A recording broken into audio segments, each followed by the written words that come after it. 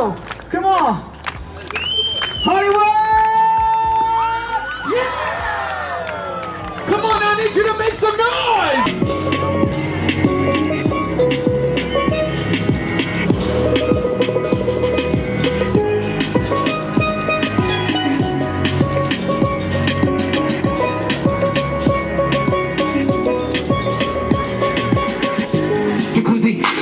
Normally rocking my Louis, except that I traded for Gucci. Hey, calling me vibe. Anything that I be saying is real. I ain't Dr. Phil, I don't care, but I get in the pussy, know that they chill. I can really be chilly like I was some ice though.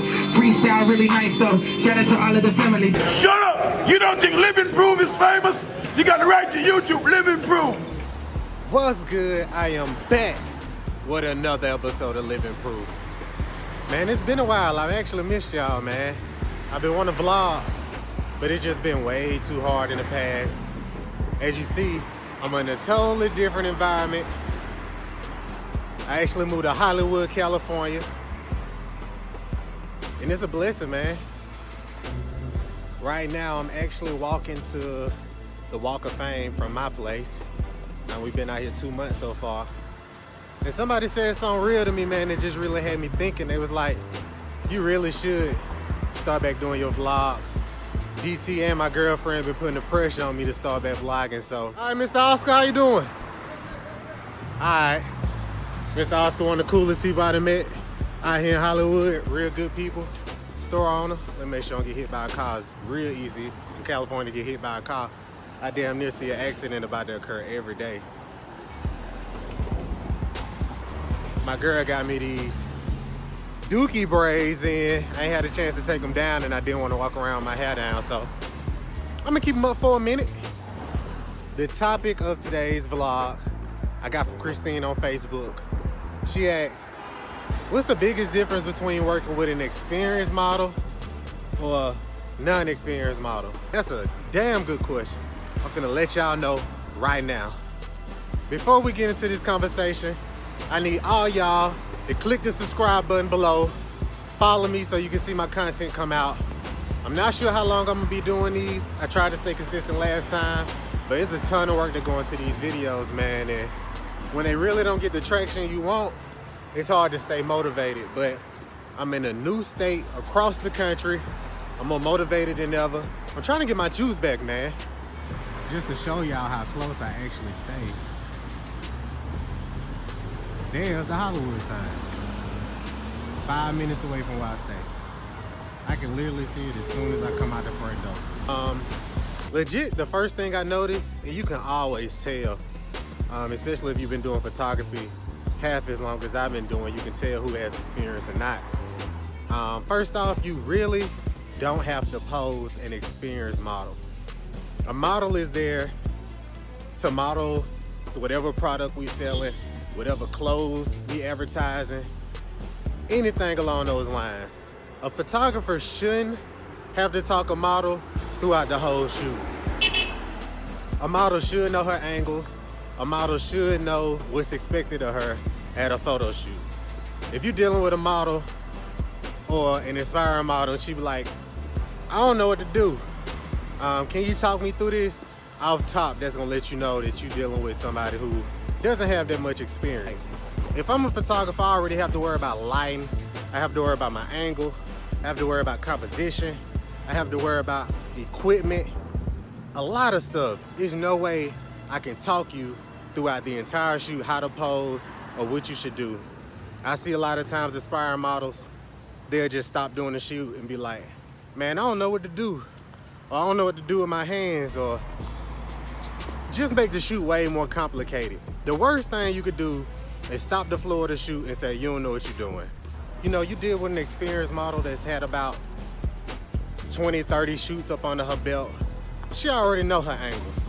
She pretty much already know what to do. I might give subtle changes, you know, during my photo shoot, you know, turn your chin slightly to the right, lift your head up a little bit, you know, fix your hair, just normal things people might need help with because they can't see what you see as the photographer. But a model should know how to model, period. Another difference between an aspiring model and a model with experience, the model with experience is used to the process. Some shoots take all day, especially when you're in a group setting. Sometimes I have shoots that last 4 or 5 hours between pictures and video. The models be hungry, the models be tired. If you're dealing with a model that's used to the game, they're not gonna complain. They're not gonna make a fuss the whole shoot. But if you're dealing with an aspiring model that ain't used to the process, they might complain. They might have to leave and go and get something to eat. And that just make the whole shoot frustrating. The last thing you wanna do, you need help?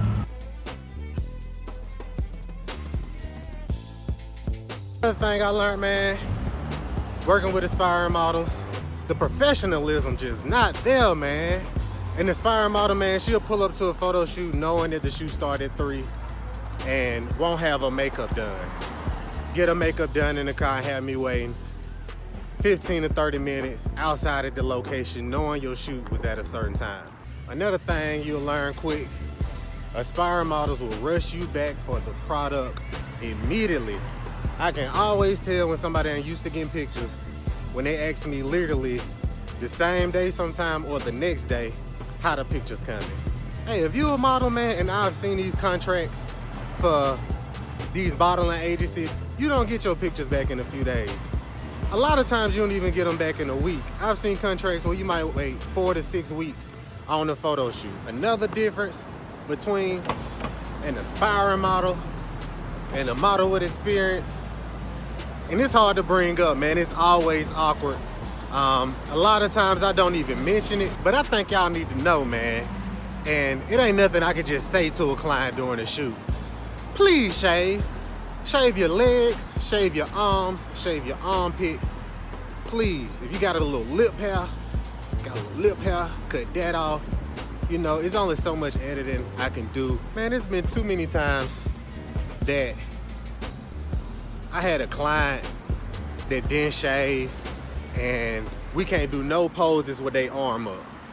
If you could imagine how frustrating that is. And while we on the subject of armpits and hygiene and shaving, let's talk about this deodorant, man.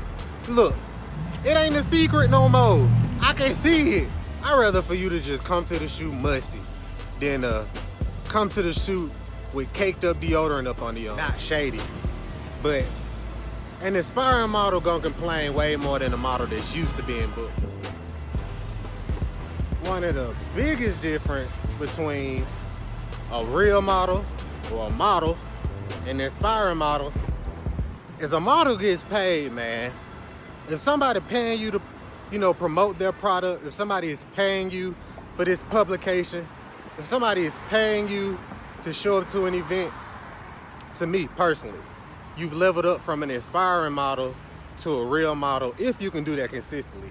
I ain't saying, you know, if you get booked once a month, you officially now a real model. You know, somebody can call their homegirl that's an aspiring model and they pay them $50 to $100 to show up. That's not the same thing as me as getting published or showing up to an event or a fashion show that you was paid to be in. I'm almost there though. Don't forget to subscribe, like, and comment. Man, y'all let me know if I'm wrong or if there's other, you know, certain aspects of modeling that I might have left off that's different between the two.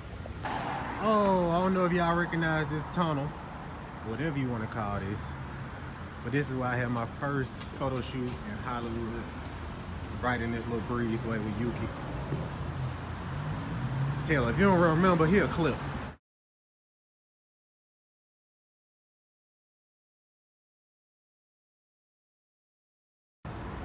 What's good? The shoot was a success. I don't get to shoot down here too often, but we made it work. Fire ass client. Hey, and this video ain't to bash aspiring models. I don't even want to come across as that. It's just, these are things that y'all need to know and people ask me about. Nigga, they must have made this sign just yesterday.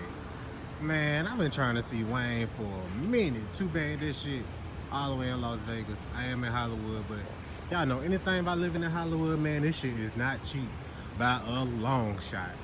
So, I ain't gonna catch you this time, Wayne, but I'm gonna catch your ass. Oh shit, while I'm walking and vlogging, let me show y'all something, man. Cause supposed to be talking about how high is it to stay in California. Nigga, this is how high it is to stay in California.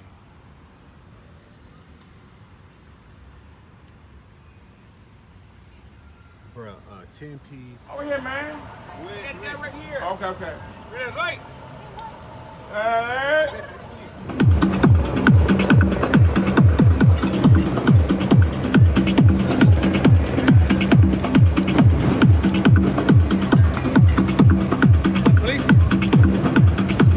I come out here, I walk the strip, I try to exchange my contact with as many people as possible that look like a creative, whether you look like a photographer, an artist, a painter, I don't care, man.